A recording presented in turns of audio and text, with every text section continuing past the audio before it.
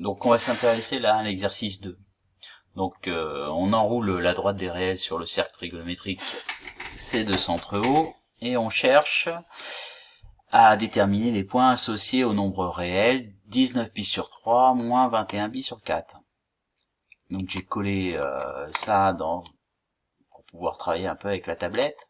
Donc voilà, c'est la même chose, j'ai préparé mon cercle trigo.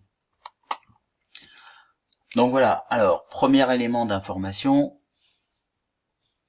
on cherche à savoir si justement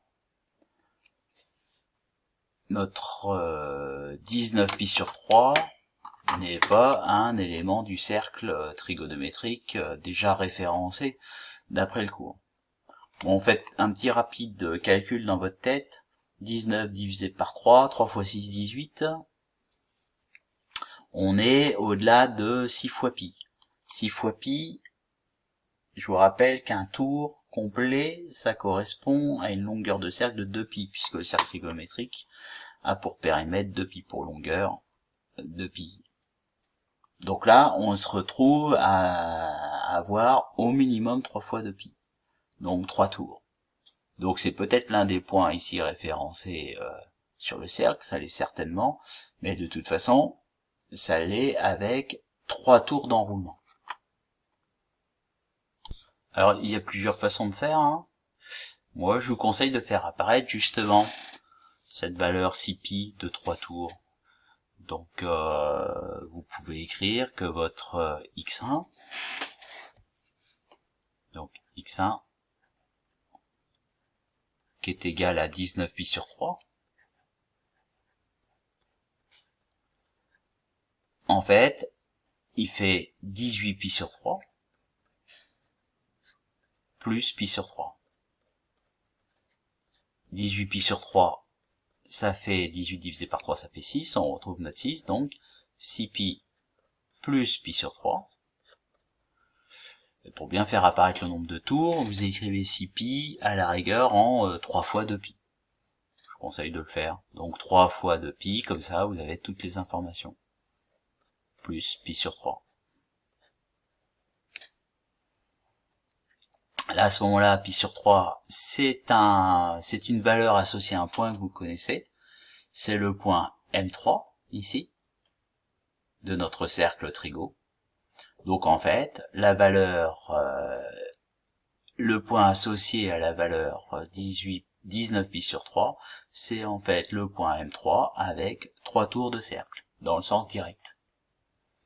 Donc, on pourrait dire que 19 pi sur 3 est associé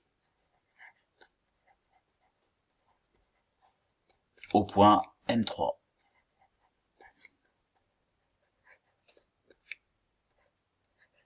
Voilà. On va faire la même chose avec moins 21 pi sur 4. Donc déjà, le moins nous fait penser qu'on est plutôt dans le sens indirect.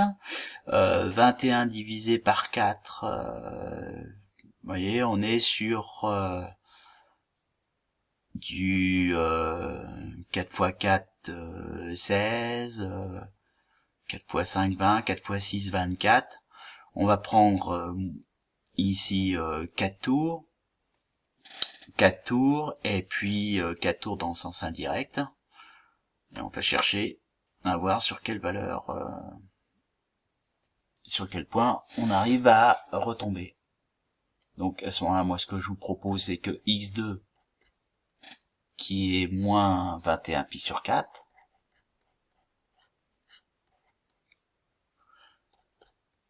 vous l'écrivez moins 16 pi sur 4, 4 fois 4, 16, vous êtes sur vos deux tours, et puis après, il nous manque moins 5 pi sur 4, moins 16 pi sur 4, ça nous fait moins 4 pi, moins 5 pi sur 4,